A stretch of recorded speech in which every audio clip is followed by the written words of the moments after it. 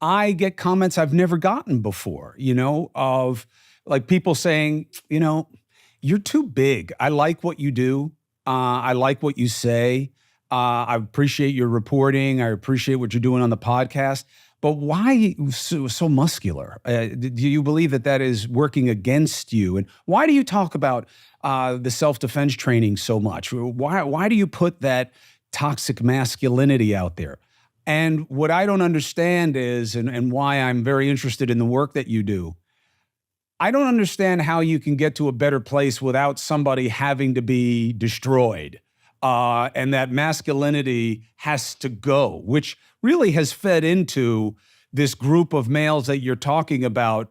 And even this phenomenon now that we're hearing about called involuntary celibacy, the incels. It does seem that the search for a correction has created a new problem. Yeah, it's interesting that you made that, comment about being too big. First thing I noticed about you when I looked you up, because I wasn't too familiar with Chris Como. I mean, I'm a Canadian. I don't follow politics and I don't usually watch the news. I looked at the photograph. I'm like, he looks like a guy I would sit down and have a beer with, right? Like that's the first thing that I think when I look at you. Big neck, broad shoulders. You look like a guy that knows how to be competent in the, the realm of the world, especially if something were to happen, right? And I appreciate that in men. I like guys that are good at being men, and I like good men. To the point of combat, that you brought up, one of the chapters in my book that I talk about is I think men need to get into combat sports. We have a society of culturally weak, soft men. I see men walking around on a routine basis with female breast tissue, shaped like pears that don't look like they would be able to handle much if a bad situation would come their way. Women like strong, virtuous, masculine men. They like a guy that can speak softly but carries a big stick. We know that as a matter of fact, based on how women choose men. We know that men are looked upon more favorably when they're more competent looking, when they're stronger looking. If you have two men walking down the street, one that's soft and weak. I had a conversation the other day on my podcast with a man that was an incel, 110 pounds, 5'6". He didn't understand the importance of going to the gym. But if he was walking down the street and I was walking down the street, I'm 6'2", 215, 218 pounds, and there was a bad guy coming the other way, who do you think he would pick as a target? He's going to pick the softer, weaker man. I think it's important for men to become the best version of themselves, to optimize themselves so that they can live a fulfilled, wholesome, and life of choices. Because a lot of guys today, they don't have any choices. They're sleepwalking through life with their eyes closed, hoping something better is going to come along, and they ask questions. And you brought up the point of the incel thing, so back to that. And they bring up the question like, I don't understand why women don't respond to me. I don't understand why women don't like me. I'm a really nice guy, right? And it's like having a conversation. I had a 90-minute conversation with this guy on my podcast, the incel. He just had so much difficulty understanding the importance of improving the optics and the physicality of strength and the looks of masculinity. And I think calling that today toxic, or saying that getting into combat sports is toxic masculinity, is absolutely absurd. Because who does society turn to when the shit hits the fan?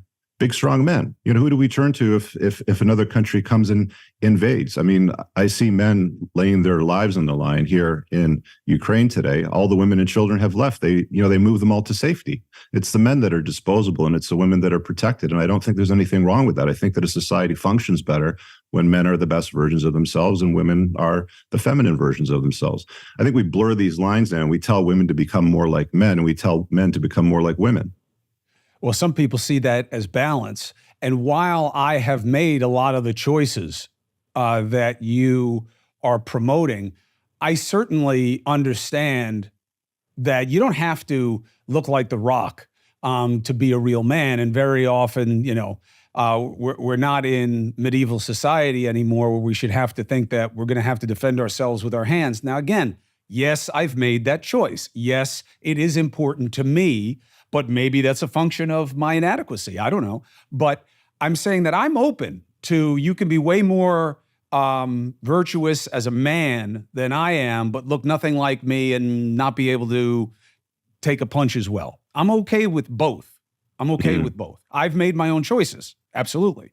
They fall in line with what you're defining. I'm open to a different definition where we come together and where I see great need is that I do believe that there is, just like there are crises among women on different levels with different parts of their persuasion and their persona, I see that with men too, but it's not allowed. We're not allowed to say what you're saying right now. Men are struggling. They feel they can't be their best selves. They've lost a sense of identity and place, that there's an appreciation gap, that men only feel valued if they are literally of quantitative value, that they're bringing in cash. Otherwise, they can't compete. It's not enough to be gorgeous and have biceps the size of softballs if you're broke. But they can't say that because it's not their time to complain. And I keep feeling that there's an audience of underserved males out there, and it's how I came to you, Richard Cooper, which is, in researching this, you speak to these men. And we'll talk more about how, but what do you make of that suggestion that there are a lot of men out there who are confused, worried, feel targeted, and feel incapable of being what they want to be? Well, there's always three words that I, respond to in that realm, and it's do the work. Men must become. We have to make something out of ourselves. And I think that message has been lost. We've been telling men for decades now through a function of media, Hollywood, society, marketing, education, culture, religion, you're good enough. You're good enough. Just be yourself and the right gal will come along. Good things will happen, if you just wait. And it's never been that way. Men have to compete in the world. We have to do the work. We have to compete. We have to make something out of ourselves. There's a stand-up comic, Chris Rock, in his special Tambourine. He said something that went absolutely viral, and I've tweeted it a number of times, and it blows up. He says, only women, children, and dogs are loved unconditionally. Men are only loved under the condition that they provide something along that line, right? And it's funny, and it's gone viral because there's truth to it, right? We are not the same. Men and women are different, and that's totally fine. And I think that if we learn to embrace the differences between men and women and understand how masculinity is valuable and understand how femininity is valuable and how the masculine should protect the feminine and how the feminine should complement the life of the masculine, sort of thing, we can work together in a much more productive way instead of doing this stuff all the time where it's like, oh, we have this workplace issue, we have this inequality here, and I don't think that the issue is of equality anymore. I think we've moved past that. I really believe that men and women can do anything. There's with some slight differences because men are physically stronger than women, but we can pretty much do anything that the other can if we really want to. It's really, I really struggle with this because it looks more like a supremacy movement now. It doesn't look like a movement towards equality. It seems like it's moving towards the subjugation of men. Bend the knee to everything we say. You're always wrong. If we point at you, then you must apologize. And I think that gets exhausting. And there's certain scenarios where a man must apologize. And I think there's certain, scenarios where if you've done something wrong, then you need to correct that and own it. But it seems like a lot of it is empty. I really hope you guys enjoyed that clip. If you want to watch the full-length podcast, you can find that over here, that clip's from. If you're newer to the channel, make sure you hit subscribe over here and pin down below in the top comment. You'll find a bunch of useful links to my website, my supplement line, books, and a bunch of other stuff. Have an amazing day. Peace out.